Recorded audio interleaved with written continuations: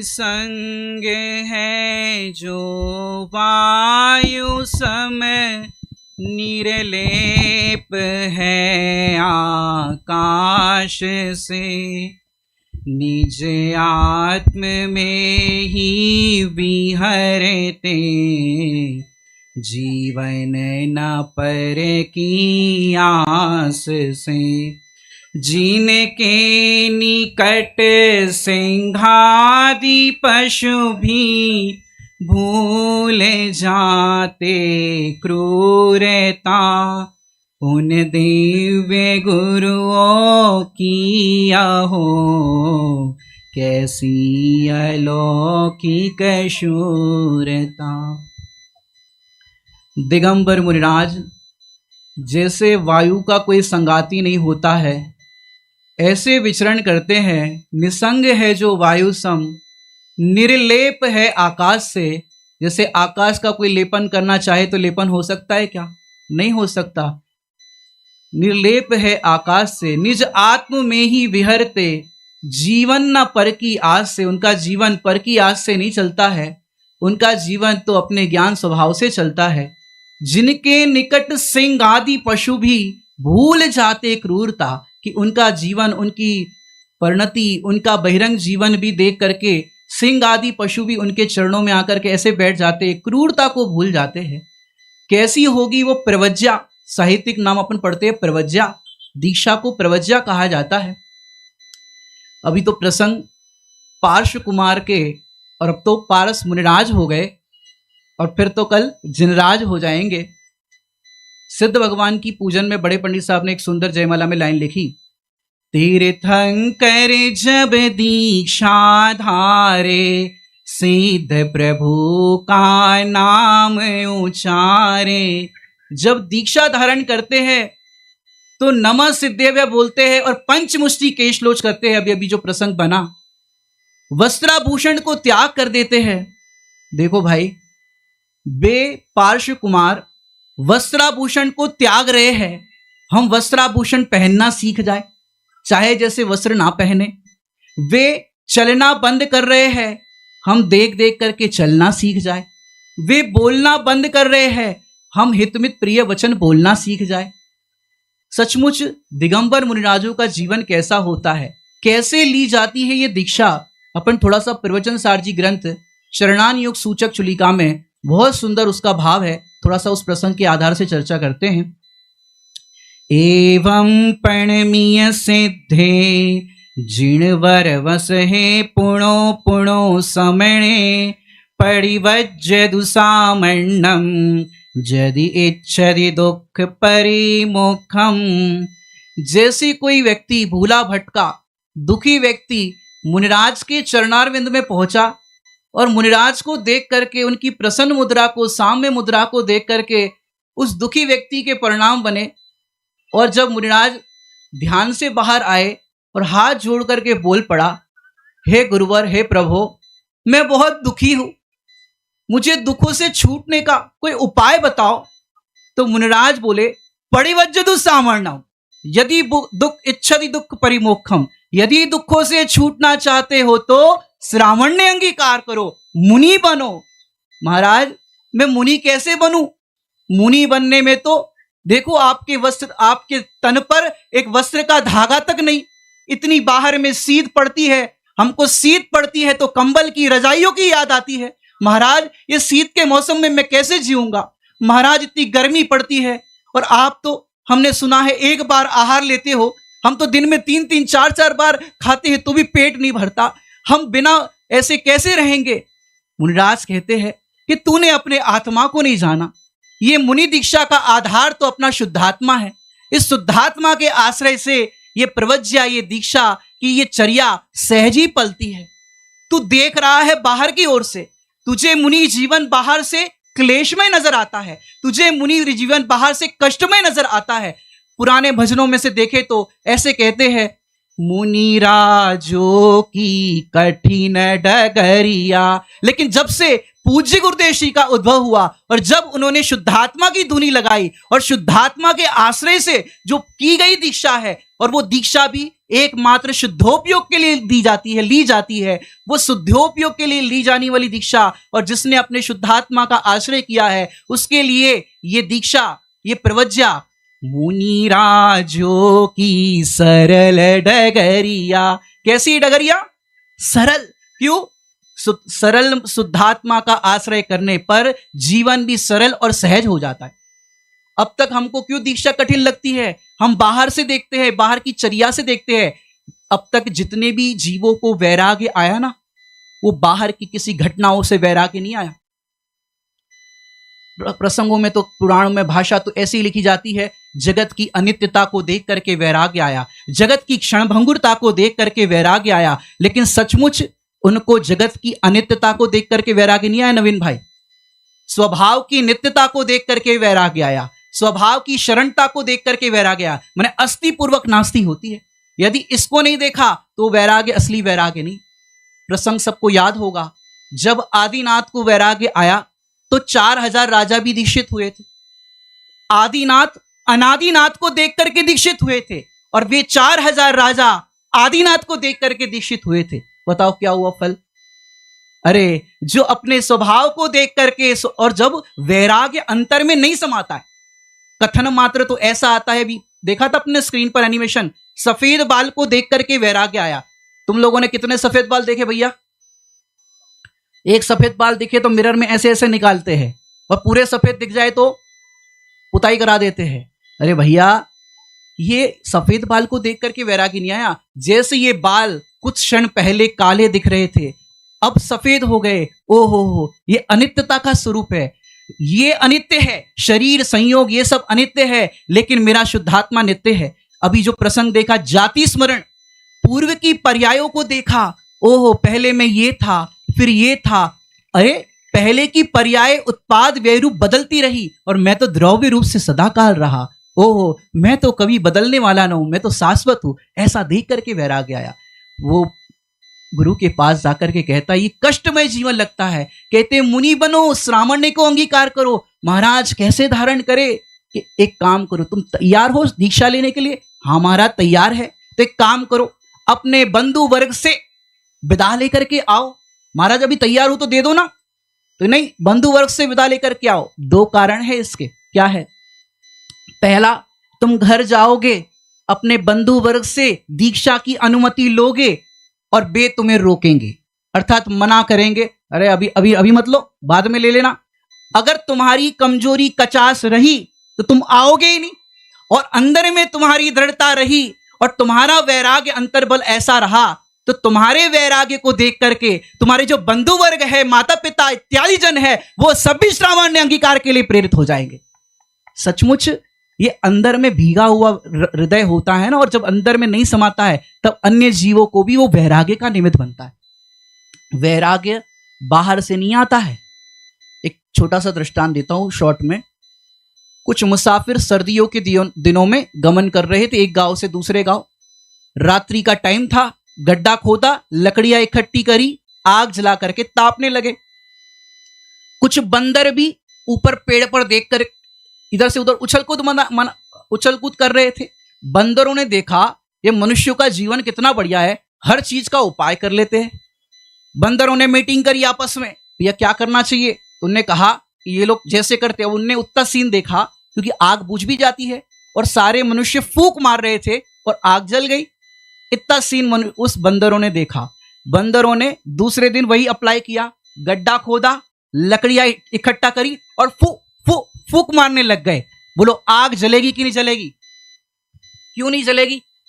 अरे भीतर में चिंगारी थी तो मनुष्यों ने फूंक मारी तो जली।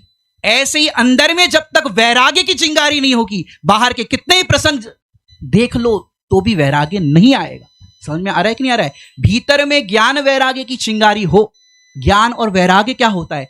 आत्मा के आश्रय से प्रकट हुआ वो ज्ञान, सम्यक ज्ञान की ज्योति। यहां टीका में प्रयोग किया गया शब्द ज्ञान ज्योति प्रकट हुई है, वो ज्ञान, और उसके आश्रय से शुद्धात्मा में अनुरक्त होने पर परद्रव्य पर भाव से विरक्ता जो आई, उसका नाम है वैराग्य। और यहां मुनि जीवन में तो 3 कसाय चौकड़ी के अभाव में जो वैराग्य होता है उसकी क्या बात करें। यहां बंधु जन से विदा लेने की बात कही, वहां इतनी सुंदर बात यहां पर लिखी, क्या कहते हैं, यह बंधु वर्ग से इस प्रकार पूछता है, विदा लेता है कि अहो इस पुरुष के शरीर के बंधु वर्ग में प्रवर्तमान आत्माओं, इस पुरुष का आत्मा किंचित मात्र भी तुम्हारा नहीं है। घर जाकर के बोलना, सच में कोई अपना नहीं है। और जब ये कहता है कि सचमुच तुम्हारा नहीं है, इस प्रकार तुम निश्चय से जानो, इसलिए मैं तुमसे पूछ करके विदा लेता हूं। जिसे ज्ञान ज्योति प्रकट हुई है, ऐसा यह आत्मा आज अपने आत्मा रूपी अनादि बंधु के पास जा रहा है। जो कितनी सुंदर भाषा है। एक और जरा से 2-4 पंक्ति पढ़ते हैं। अहो इस पुरुष के शरीर के जनक के पिता के आत्मा, इसका जनक कौन है?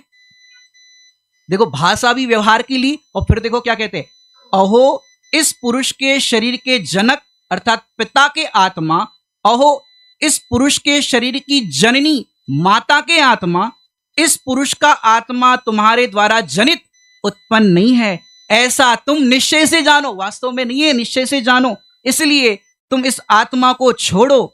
जिसे ज्ञान ज्योति प्रकट हुई है, ऐसा यह आत्मा अपने आत्मा रूपी जनक जननी के पास जा रहा है। ऐसे ही अपनी पत्नी के पास जाकर के अनादि रूपी रमणी की बात करेंगे, पूरा तो पढ़ने का समय नहीं है। ऐसे एक एक से बंधु वर्ग से विदा लेकर के जब जाने का प्रसंग बनता है, तो सचमुच देखो कैसा वो वैराग्य होगा। तीर्थंकर भगवान के भी जो जीव है, जब दीक्षा लेने की बात आती है, तब उनकी माता भी रोकती है। जैसे अपन अंतिम शासन नायक महावीर भगवान के जीवन में भी देखे, और पार्श्वनाथ भगवान 23वें तीर्थंकर हुए हैं, तो जब दीक्षा लेने जाते हैं तो माता पिता भी ऐसा कहते हैं। लेकिन इस प्रसंग में देखो, जब ये स्वाध्याय गुरुदेव श्री कराते हैं, तो इतनी सुंदर भाषा, भाव विभोर होकर के पूज्य गुरुदेव श्री कहते हैं। गुजराती में बोलूंगा, कुछ गुजराती लोग भी सामने दिख रहे हैं, तो वो भाषा आ रही है। हे माता कॉल करार करिए छे, बीजी माता ना बनाविए, ऐसा धुन में गाते गुरुदेव श्री। हे माता कॉल करार करिए छे, कॉल करार करते हैं, संकल्प लेते हैं, प्रण लेते हैं कि हे माँ, अब मैं दूसरी माता नहीं बनाऊंगा। अब तक मैंने इतनी माताओं को माता बनाया कि मैंने इतनी माताओं को माता बनाया कि पूरे समुद्र भर जाए। हे माता, अब मैं दूसरी माता को माता नहीं बनाऊंगा। अंदर में भीगा हृदय हो जाता है सचमुच। और जब मां से भी रहा नहीं जाता तो क्या करे? वो कह रहे कि मां, अब ये अंतिम जन्म है, मां मुझे बार बार गर्भ में नहीं आना है। मां, प्रसव की पीड़ा को तुम याद करो। ऐसे मैंने कितनी माताओं के गर्भ में जन्म लिया अब तक, लेकिन सचमुच मां, अब तो मैं अनादि रूपी रमणी को रमण करने जा रहा हूं। अब तक मैंने कितने कितने भवों में दुख की पीड़ा भोगी मां। सचमुच अभी मुझे जाति स्मरण हुआ है। पार्श्व कुमार का प्रसंग याद करो, अभी मुझे जाति स्मरण हुआ है। पूर्व में मैंने कितने कितने दुख, कितने कितने कष्ट भोगे मां। पूर्व भवों को याद करता हूं तो मुझे रातों को नींद नहीं आती, रातों की नींद मेरी उड़ जाती है मां। अब मुझे इस संसार में नहीं रहना। सचमुच मां, पूर्व की पर्याय में मैंने कितने दुख भोगे। बताओ, ये जो पार्श्व मुनिराज हुए हैं, पारसनाथ मुनिराज हुए हैं, इनके कल्याण की आधारशिला उनने कब रखी थी? बोलो, कब रखी थी? हाथी की पर्याय में रखी थी। आपने अभी अभी स्क्रीन पर देखा ना, पूरे एनिमेशन के माध्यम से हाथी की पर्याय में रखी। सोचो, वो हाथी के जीव बाहर में दिख रहा है, वो हाथी, लेकिन अरविंद नाम के मुनिराज को क्या दिख रहा है? भगवान आत्मा। वो भगवान आत्मा देख रहे हैं, हम हाथी देख रहे हैं। उनको जगत के सारे प्राणी भगवान आत्मा देखते हैं। हमारे पूज्य गुरुदेव श्री को भी जो विरोध करता था, उनको भी भूला हुआ भगवान देखते थे। ये दृष्टि हमें गुरुदेव श्री ने दी। ज्ञानियों की दृष्टि कुछ अलौकिक होती है। सच में भूला हुआ भगवान देखते हैं। वो हाथी को सोचो, उस हाथी ने, उस पशु ने ऐसा क्या देख लिया कि पशु श्रावक हो गया, श्रावक श्रावक नहीं हो पाए। क्या बोला? वो पशु ने ऐसा क्या देख लिया, वो पशु श्रावक हो गया और श्रावक श्रावक नहीं हो पाया। उस पशु ने एक गायक भगवान आत्मा देख लिया। उस हाथी ने अपने चैतन्य आत्मा को देखा, और चैतन्य आत्मा को देख करके उसकी परिणति, दो कसाय छोकड़ी के अभाव में उसकी परिणति ऐसी हुई। वो हाथी को कोई चरणान योग का ग्रंथ पढ़ना नहीं पड़ा कि कैसे हमारा जीवन जिया जाए, कैसे क्या करे। वो हाथी की दो कसाई चौकड़ी की अभाव में परिणति ने ही संयममय जीवन सिखा दिया। क्या लिखते हैं पुराणकार, आप पढ़ना 24 तीर्थंकर पुराण में, अब हस्ती संयम साधे। मैं चाहता हूं सारे सभा के लोग इन पंक्तियों को दोहराए। अब हस्ती संयम साधे, त्रस जीवन राशि विराधे। जोर से। सुखे तृण पल्लव भक्षे,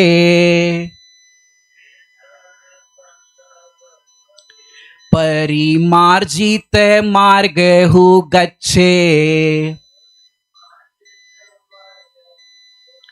निज शील भाव नहीं खोवे, निज शील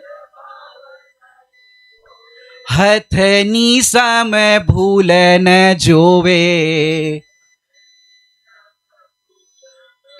परमेष्टि पद को ध्यावे, गज ऐसे ही काल बीतावे। वो हाथी हाथी नहीं रहा, अपने को आत्मा देखने लगा। वो हाथी क्या करता था? सूखे पत्ते खाता था, देख देख करके पग को धरता था और वो भूल करके भी हथनी की ओर नहीं देखता था, पंच परमेष्टि पद को याद करता था। अरे उसका जीवन अंतिम अंतिम देखो तो ऐसा हो गया। पुराणों में देखते प्रसंग, चाहे बंदर का हो और का भी हो, माने जो अन्य वन्य पशु भी है वो उसकी सहायता करते थे, कोई उसको डिस्टर्ब नहीं करता था। वो शांति से अपने स्वरूप का ध्यान करता था, बार बार अरविंद मुनिराज का स्मरण करता था। जहां पर रह करके उपदेश दिया वो हाथी उस शिला के पास बैठ जाता था, उसकी परिक्रमा लगाता था, आंखों से अश्रु की धारा बह जाती थी। सचमुच प्रभु आपने हमें ऐसा मोक्ष मार्ग दिया। जो अपन ने कल पूजन की थी, वीतराग पूजन की जयमाला, सोचो वो हाथी को क्या भाव आया होगा अरविंद मुनिराज के प्रति। प्रभु आपने एक ज्ञायक बताया, तिहु लोक में नाथ अनुपम जता। वो हाथी को भी ऐसा परिणाम आ गया, अरे अब तक मेरा जीवन कैसा था, वन में मैं कैसा घूमता रहता था, लेकिन सचमुच अब तो मुझे अपना वन मिल गया। क्या बोला? अब तक मैं वन में कहां कहां घूमता था, लेकिन अपना वन, ये वन कौन सा? ओएनी वन, एक ज्ञायक भगवान आत्मा मिल गया। सचमुच इसको पा करके मैं धन्य हो गया। वो कल्याण की आधारशिला रखी हाथी की पर्याय में। और अब इस पर्याय में देखो, जब दीक्षा धारण की, देखो जब माता की गर्भ में जब तीर्थंकर का जीव आता है ना, तो 3 ज्ञान का धनी होता है। और जब दीक्षा धारण करके ध्यान लगाते हैं, उसी समय 4 ज्ञान प्रकट हो जाते हैं। मनपर्य ज्ञान प्लस हो जाता है। सचमुच मुनिराज का जीवन अद्भुत और अलौकिक होता है। ये जब दीक्षा धारण करी तो दीक्षा लेने के बाद मौन हो जाते हैं। सोचो उनके पास ज्ञान नहीं है क्या? ज्ञान है फिर भी बोलते नहीं है। अरे जब केवल ज्ञान प्रकट होता है तब सर्वांग से वाणी खिरती है। वो वैराग्य अंदर का कैसा होगा कि अब मुझे सुनना सुनाना नहीं है। सचमुच उत्साह निवृत्त हो गया पर जानने का भी, और पर से निवृत्त हो जाते, बोलना चलना कुछ भी नहीं। इस दीक्षा के प्रसंग में पूज्य गुरुदेव श्रीमद राजचंद्र जी की पंक्तियों को हर प्रसंग में याद करते थे। आप सबको मालूम होगा कौन सी लाइन है? अपूर्व अवसर ऐसा किस दिन आएगा, कब होगा बायांतर निरग्रंथ जब। ऐसे ऐसे ऐसे ज्ञानियों के प्रसंग याद करते हैं। दीक्षा के प्रसंग में, वैराग्य के प्रसंग में सचमुच एक नई रचना आप सबने सुनी भी होगी, आदरणीय बाल ब्रह्मचारी रविंद्र जी पंडित साहब की। क्योंकि प्रत्येक ज्ञानी ऐसी भावना भाते हैं, जिसने अपने शुद्धात्मा को देखा है, सम्यक दर्शन ज्ञान चारित्र की प्राप्ति की है, उनकी भावना वन की ओर जाने की बनती है। धारण नहीं कर पाते, उनकी मजबूरी है, कमजोरी है, लेकिन भावना तो वही रहती है जो श्रीमद जी ने भी भावना भाई। क्या भावना भाई? अपन देखो, अब उनका तो दीक्षा हो गई, उनकी तो दीक्षा हो गई, अब हमको भी भावना भानी है कि नहीं भानी? और भावना योग्य पुरुषार्थ से सफल होगी। सब लोग भावना भाते हैं ना। और पंक्तियां क्या पढ़ते हो? जब हम मुनि होंगे वन में कहीं होंगे, लेकिन जहां होंगे वहां निज ध्यान धरेंगे, आत्म ध्यान धरेंगे। जितने भी यहाँ बैठे हैं सचमुच भावना भाव कि प्रभु का जो दीक्षा कल्याणक हो रहा है, ऐसे प्रभु हमारे भी सम्यक दर्शन पूर्वक दीक्षा हो, हमारी ये भावना सचमुच सफल हो। जो भावना लिखी है निर्ग्रंथ भावना, सबको याद होगी, नहीं याद हो तो आप उसका भाव समझिए, मैं उसका भाव समझाना चाहता हूं। अब हम अपनी परिणति की बात करते हैं, अब तक तो इनकी हमने बात की, सुनो। निर्ग्रंथता की भावना अब हो सफल मेरी, बीते अहो आराधना में हर घड़ी मेरी। कौन सी भावना है? निर्ग्रंथता की भावना। निर्ग्रंथता की भावना माने अहिंसा की भावना, सत्य की भावना, अचौर्यता की भावना, ब्रह्मचर्य की भावना, अरे परिग्रह के संपूर्ण त्याग की भावना, इसका नाम है निर्ग्रंथता की भावना। निर्ग्रंथता की भावना। फिर कहा अब हो सफल मेरी। साहित्यिक भाषा ज्यादा प्रयोग नहीं कर रहा हूं, बहुत सरल भाषा है, ये भाषा समझो। हम अभी भा रहे हैं निर्ग्रंथता की भावना अब हो सफल मेरी। अब हो मतलब क्या कहना चाहते हैं? इसके पहले हमने भावनाएं भाई, दीक्षाएं भी धारण करी, अरे इतनी दीक्षाएं धारण करी, ग्रंथों में आता है कि पूरे सुमेरु पर्वत पीछी कमंडल से भर जाए, इतनी बार दीक्षा धारण करी, परंतु वो सम्यक दर्शन पूर्वक नहीं। समझ में आ रहा है कि नहीं आ रहा है? अब हो सफल मेरी, इसका भाव समझो। जैसे विद्यार्थी सीए की एग्जाम 2-3 बार दे चुका हो, अब चौथी बार दे सकते कि नहीं दे सकते? सीए की परीक्षा दे सकते हैं ना? हाँ, थोड़ा सपोर्ट करो, दे सकते हैं। अब वो जब पेपर देने के लिए जाता है विद्यार्थी, तो क्या भावना भाता है? सीए बनने की भावना अब हो सफल मेरी। अब तक मैंने सीए की परीक्षा दी है लेकिन अब तक पास नहीं हो पाया, इसलिए अब क्या कह रहा है? सीए बनने की भावना अब हो सफल मेरी। डॉक्टर परीक्षा देता है तो डॉक्टर बनने की भावना अब हो सफल मेरी। किसी व्यापारी का 2-4 बिजनेस बदल चुका हो, फिर भी सफल नहीं हो पाया हो और अंतिम पूंजी बची हो, और क्या भावना भाता है? इस बार तो व्यापार मेरा सफल हो जाए। ऐसी भावना हम भाए, क्या भाए?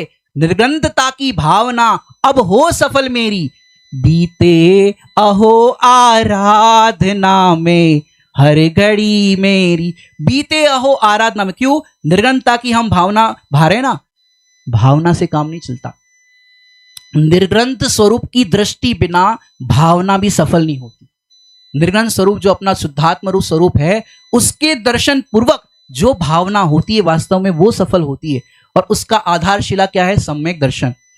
अगले पैरा में लिखा, जब से लिया चैतन्य के आनंद का आस्वाद, रमणीक भोग भी लगे मुझको सभी निस्वाद।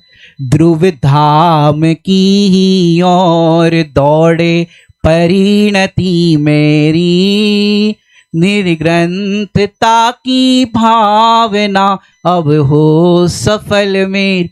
पंक्तियां पढ़ते जाते लेकिन उसका भाव वासन, सच में ये सम्यक दर्शन पूर्वक जो भावना होती है उसमें कितना उछाल आता है।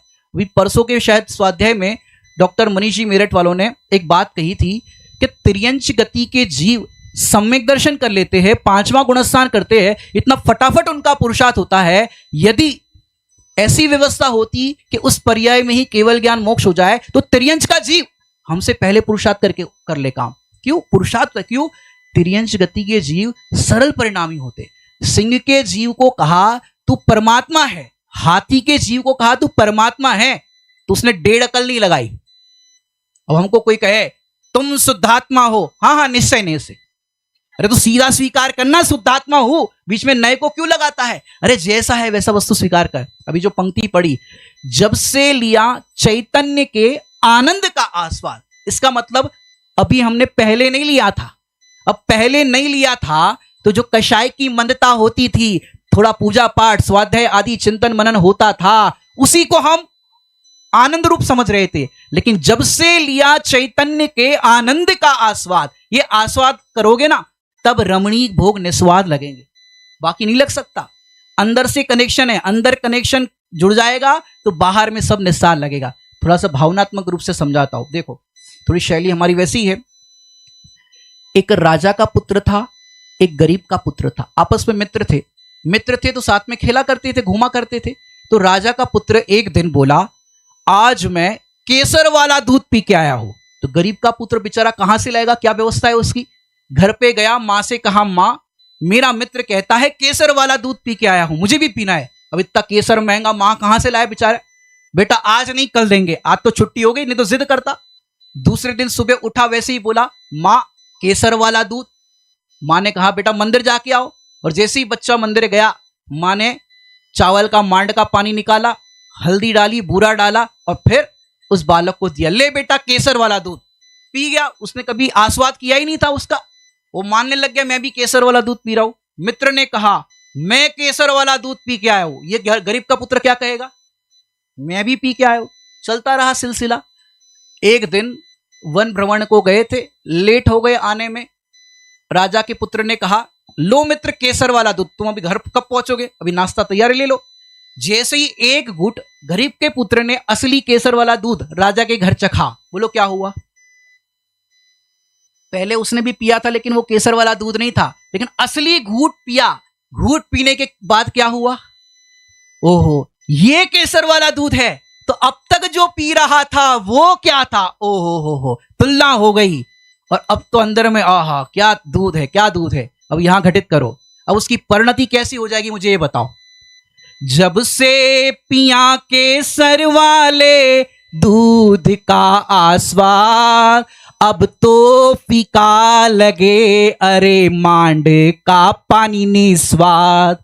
राजा के घर की ओर दौड़े परिणति मेरी। दृष्टांत समझ में आ रहा है कि नहीं आ रहा है? जैसे असली केसर वाला दूध का स्वाद चखा तो मित्र से क्या गया, मित्र अभी कभी वन भ्रमण को जाना है, क्योंकि वो मिलेगा ना केसर वाला दूध, लेट हो जाएंगे। तो ऐसे ही जिसने अपने चैतन्य का आस्वादन किया तो उसको रमणीक भोग भी लगे, मुझको सभी निस्वाद। सारे भोग वैभव निस्वाद लगते। पूज्य गुरुदेव श्री के प्रवचन में आया कि जो चक्रवर्ती ज्ञानी है, निजरा अधिकार का भी हमारा देवलाली में स्वाध्याय हुआ था, वहां प्रसंग में लिया था। चक्रवर्ती ज्ञानी है, 6 खंड के भोगों में रहता है, 96,000 रानियां जिनके पास है। ऐसे ज्ञानी को 6 खंड का वैभव और 96,000 रानियां भंगार नजर आती है, और अपना चैतन्य भगवान आत्मा भंडार नजर आता है। घर जाके बोलना मत भंगार नजर आती हो, ये तो श्रद्धा में आ जाता है कि सचमुच ये भंडार है और ये भंगार है। ये परिणति बदल जाती है, और फिर ध्रुव धाम की ही ओर दौड़े परिणति मेरी, कि अपने चैतन्य ध्रुव धाम की ओर परिणति दौड़ती है। बार बार इसका आस्वादन, इसका स्पर्श करते जाता है, और जब आनंद अंतर में नहीं समाता है तो सचमुच सवा दो है, तो सचमुच उसकी परिणति अंदर में ऐसी उछाल मारती है कि सचमुच हमें अब आत्मा की लीनता, आत्मा की प्रभुता, और अब तो जब मुनि दीक्षा धारण हो जाती है तो बस हर समय प्रचुर स्वसंवेदन का आनंद। बाहर में आहार मिले ना मिले, बाहर में कैसी उपसर्ग परिचय की परिस्थितियां बने, लेकिन वह ज्ञानी सचमुच अपने आत्मा के वैभव में आनंद करते हैं। माने देखो बाहर में जितनी भी सेलिब्रिटी है ना, बाहर का सेलिब्रिटी तो समझते होंगे सब लोग, जितना सेलिब्रिटी पना है उसका कुछ टाइम होता है, कुछ पीरियड होता है। चाहे वो अंबानी हो, चाहे कोई तुम्हारे बाहर के पैसे वाले हो, सचिन तेंदुलकर हो, कोई भी हो, सबका सेलेब का अपना एक टाइम पीरियड होता है। लेकिन हमारे मोक्ष मार्ग में सेलिब्रिटी पना किसको कहते पता है? जो हर पल समता से सेलिब्रेट करता है। क्या कहा देवेंद्र भैया? जो हर पल समता से सेलिब्रेट करता है वो सेलिब्रिटी बन जाता है। पारसनाथ देखो 10-10 भावों में समता धारण करी, तो आज उनका सेलेब पना कब तक रहेगा? अनंत काल तक। जब जब कोई भी तीर्थंकर दीक्षा धारण करेंगे, नमः सिद्धेभ्य बोलेंगे, तो पारसनाथ भगवान को जाएगा कि नहीं जाएगा? तो सचमुच हम भी हर पल समता से सेलिब्रेट करें, और आनंदमय इस शुद्धात्मा का अनुभव करके हम भी ऐसी ही दीक्षा को धारण करके मुक्ति दशा को पाए। इसी मंगल भावना से विराम।